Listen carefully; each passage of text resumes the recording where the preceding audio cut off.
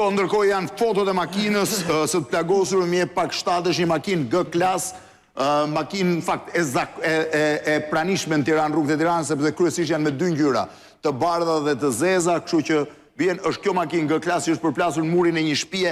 Klodi, për të filluar që mos humbim kohën, çfarë rrethanash ka ndodhur? Të lutem, regjia, hap pak, vendos pak hartën që kam kërkuar unë. Po. Në çfarë rrethanash ka ndodhur atentati? Atëherë Fevzi ka ndodhur në mbrëmjen e Etit, diku rreth orës 21:45 minuta, pak a shumë, të mbrëmjes. Po. Bëhet fjalë për djalin dhe nipin e pronarit të kompanisë Pelikani Security, një mik të tyre, që është djali një zyrtareje, nëse mund ta quaj kështu, punonjëse të një bank të nivelit të dytë, dhe shoferi i familjes Demiraj. Pra, familja Demiraj ka... 3 gati fëmijë, po themi, 2 minorendë. Njëri është 11 vjeçar, i dyti është 17 dhe i treti është 18, është student në Britaninë e Madhe dhe kishte vetëm pak ditë që kishte ardhur në Shqipëri, për shkak se kishte ardhur për pashkët. Po ku ka ndodhur ngjarja? Ata kanë qenë të 3 djemt janë ndodhur në pjezës të Shijakut, për shkak se 11 vjeçari atë ditë kishte patur ditëlindjen. Nuk kanë qenë 11 vjeçari që është sot në gjendje kome, kishte ditëlindjen dhe ata kishin shkuar të festonin ditëlindjen e 11 vjeçarit. Nuk është se kishin direkt miqësi me të, por kishin miqësi me vëllezërit dhe me fëmijët e tjerë ose domethënë adoleshentët e tjerë, meqense banojnë të gjithë në një zonë rezidenciale në Rolling Hills në Tiranë. Kanë qëndruar në pjezës llogaritet rreth 30 minuta, sepse direkt nga aty janë nisur në drejtim të Tiranës, kanë ikur dhe kanë ardhur në të njëjtin itinerar, pra kanë shkuar përmes rrugës Unazës së Re, Unazës Madhe, nëse mund ta quaj kështu, tek dogana në autostradë përballë QTU-s dhe në pjezës ku futet kryqëzimi për në Shijak. Kanë mbaruar dhe janë nisur disa automjete. Në fakt nuk kanë qenë vetëm këta, kanë qenë edhe djemë të tjerë, kanë qenë një grup që kanë festuar ditëlindjen dhe janë nisur në drejtim të Tiranës. Unë kam, duke qenë se kam punuar vite... Pra fëmijë që kanë pasur shtëpi afër njëri tjetrit dhe janë miqësi komshish. Për të festuar. Duke qenë se unë kam vite që punoj në 24, këtë rrugë ku ka ndodhur ngjarja kam frekuentuar të paktën 10 vjet. Dhe rruga që bëjnë çdo mëngjes dhe çdo darkë që ndodhte sepse nuk ka qenë Unaza në atë kohë dhe ne i binim asaj rruge. Dhe tek rrethi, që ne e quajmë si rrethi i Shkozës, në momentin që automjeti ka ardhur aty, ka patur një raportim jo të saktë nga mediat. Aty ka qenë një motor me drita të ndezura dhe 2 rrethi i Shkozës, atëre që të eci pak më shumun, jemi këtu. Ky është rreth rrotullimi i Shkozës. Ky këtu. Ky është rreth rrotullimi i Shkozës. Ja ku është. Jo, ai... Po, ai është rreth rrotullimi i Shkozës. Po, por lëvizja...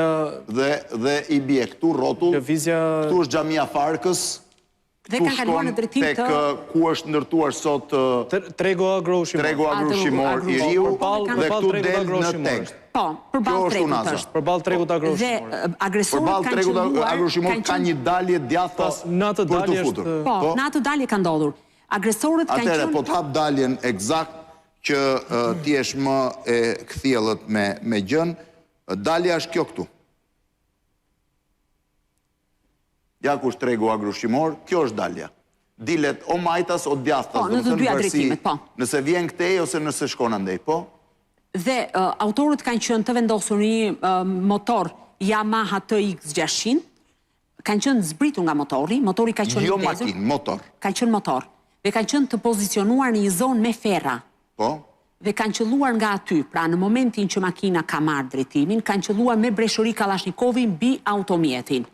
Shoferi... Ndërkohë në atë rrugë ka makina pa fund ditë dhe natë, mund t'ishte një moment që ata mund të kishin sharruar gjysmën e... Ka dhe një makinë tjetër. Ka marrë plumë dhe një makinë tjetër pas. Po, që ka qenë fund vetë. Ka qenë edhe në lëvizje.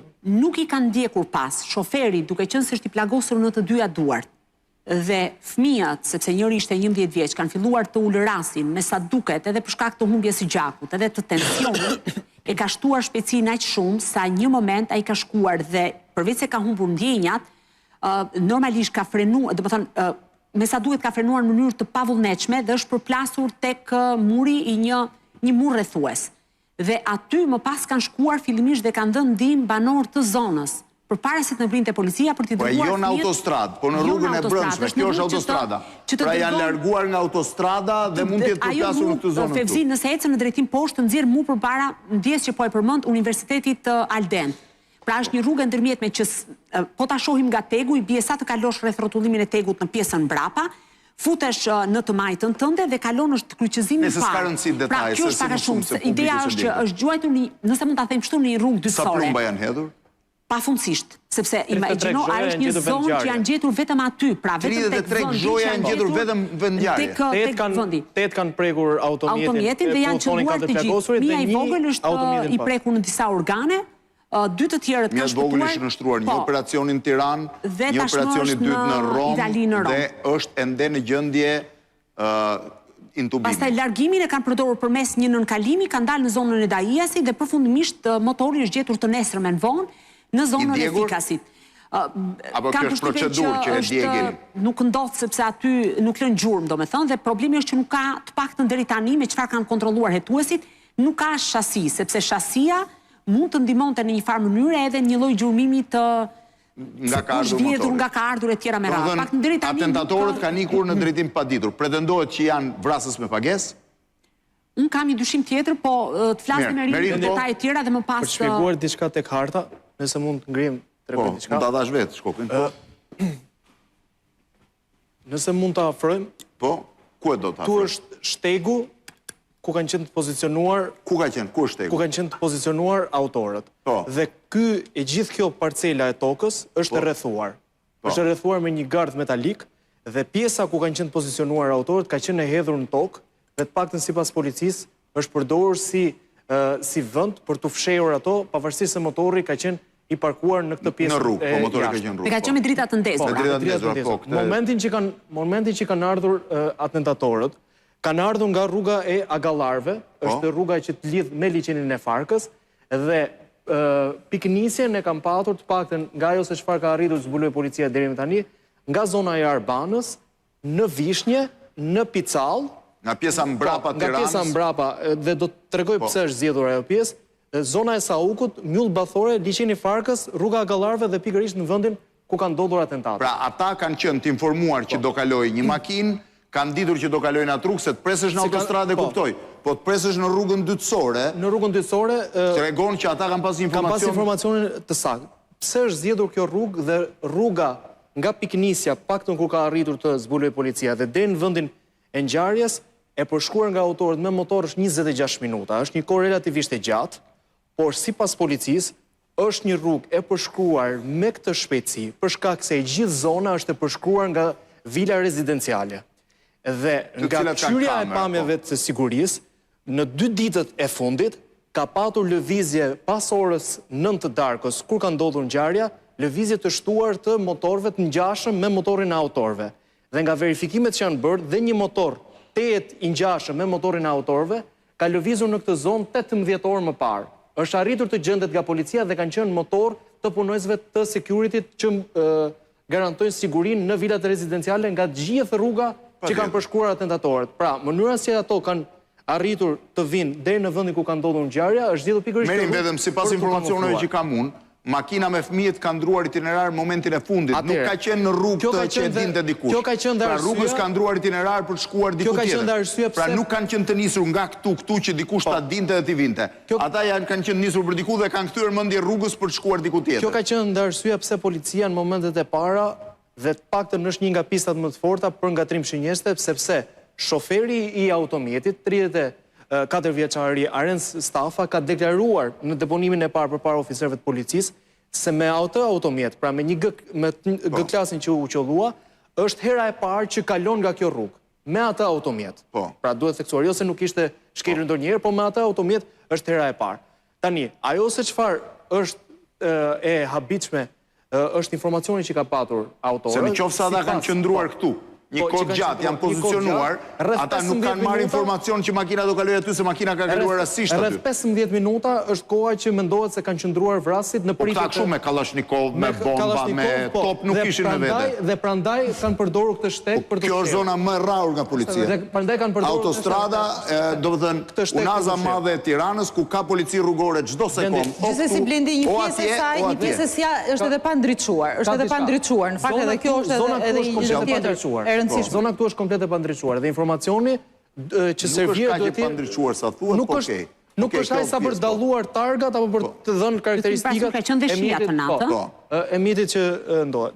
Momenti që është goditur automjeti, shoferi i automjetit, pavarësisht se ka marrë plumba në krah, ka vijuar rrugën dhe dëmtimet që ka psuar makina kanë qenë në gombën e përparme, që është dashur një forcë e personit të fjalë për arend stafës, për shkak edhe të fizikut që ai ishte, ta mbaj drejt dhe në momentin që ka mbërritur në rrugën e vilave në zonën e Lundrës, pa arritur aty ku tha Klodi pak më parë, ka humbur kontrollin edhe për shkak të pra ai është nisur drejt shtëpisë. Ai është nisur drejt shtëpisë.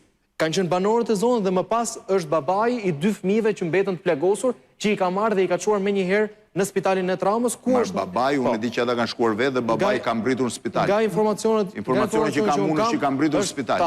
Ndërkohë, personi tjetër që ka marrë plumb, makinën e cilit ka marrë plumb, ka dëgjuar krismën që ka marrë, nuk e ka kuptuar për momentin, por ka menduar se të gjithë të shtënat kanë qenë tek makina që ka patur përpara, pra G klasi. Në rrethrotullimin e tegut, makina dytë që s'kishte lidhje, që ishte në punë vetë, s'kishte lidhje parë.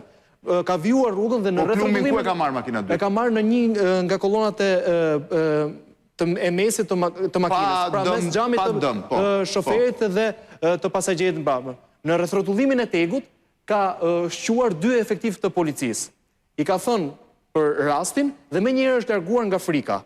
Është futur në parkimin e qendrës tregtare Teg dhe menjëherë nga ana e policisë është bërë lidhja dhe është thirrur personi për dëshmuar dhe për treguar dinamikën. Por edhe vetë shoferi nuk ka arritur të shquaj atentatorët, por arsyeja pse policia thotë se janë 2 atentatorë dhe janë përdorur 2 armë zjarri Kalashnikov, pra janë ndryshuar 2 breshëri, plumbash është për fakt të gëzhojave, 33 gëzhoja dhe nuk përjashtohet mundësia që mos të jenë sekuestruar të gjitha gëzhojat në vendngjarje. Për shkak se është me fera, edhe nuk është kontrolluar e gjithë. Më pas, atentatorët kanë vijuar për në zonën e... Kanë qelluar me Kalashnikov? Me Kalashnikov, me 2 Kalashnikov. Kanë vijuar në zonën e fikasit në Mullet dhe kanë zgjedhur një vend për të djegur motomjetin e tyre në një grop ku kamufloi edhe tymi i djegjes së motomjetit. Dhe në të gjithë rrugën janë tehet kujdesshëm për pjesën e maskimit që kanë në kokë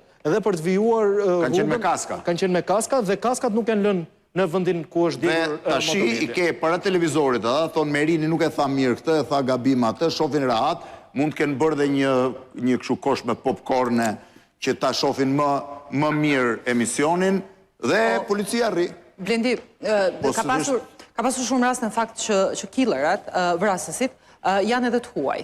Shiko, të qëllosh mbi fëmijë, deri më sot, unë në Shqipëri, kam 35 vjetë eksperiencë si gazetar, unë mbi fëmijë nuk di të jetë qëlluar. Ka rastet në Sky ECC dhe në Encrochat, që kemi lexuar komunikimet e tyre, që thotë nuk e qëlloj dot se ka fëmijën me vete në makinë, apo nuk e qëlloj dot se ka gruan. Është kështu Klodi apo jo? Në Encrochat ka raste që thotë nuk e qëlloj dot se kishte fëmijën në makinë. Kjo dihet botërisht, janë kodet e mafjes, sepse nëse ti do të fillosh me fëmija, pastaj lufta do të jetë e përgjakshme. Dhe ky është shqetësimi kryesor, sepse nuk ka ndonjë rëndësi të madhe nëse është ngatruar makina apo është targetuar. Në të dyja rastet është njësoj e tmeshme. Nëse është aksidentale, siguria jonë është e gjitha në pikpyetje të madhe, dhe nëse është targetuar, krimi ka arritur në një fazë të tillë që nuk kursen askënd.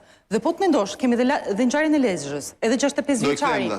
Në Lezhë ishte një viktim, ishte babai një kriminali që në fund të ditës nuk ishte precedent penal, ishte duke rritur fëmijët e djalit i cili ishte marrë një rrugë caktuar dhe po mundohej të vijonte jetën. Dhe që prindis ka si përgjegjësi për rrugën që merr fëmia. Dhe duhet të kuptojmë viktimat e krimit, sepse ne flasim për gjitha këto, por duhet të kuptojmë që të paktën këta njerëzit që janë plagosur dhe vrarë ditën e njëjtë janë gjithë viktima. Po se ka qenë një thjet thënie që ata han kokën e njëri tjetrit, po rezulton që po han kokat e fëmijëve, qytetarëve që s'kan lidhje, e qytetarit me makinë mbrapa që ka marr plumbin në kolonën mes 2 xhamave, mund ta kishe marrë edhe në trupin e vetë në punë të ti, duke u kthyer në shtëpi, 2 veta të tjerë humbën jetën në Shkodër me motor, burrë e grua, se ishin duke u kthyer nga Ara, ku kishin punuar Arën, tani kush është për të diskutuar, dhe është ideja kur do ndali kjo, kur do ndali, dhe pastaj pse thotë që Shqipëria është një vend i pasigurt.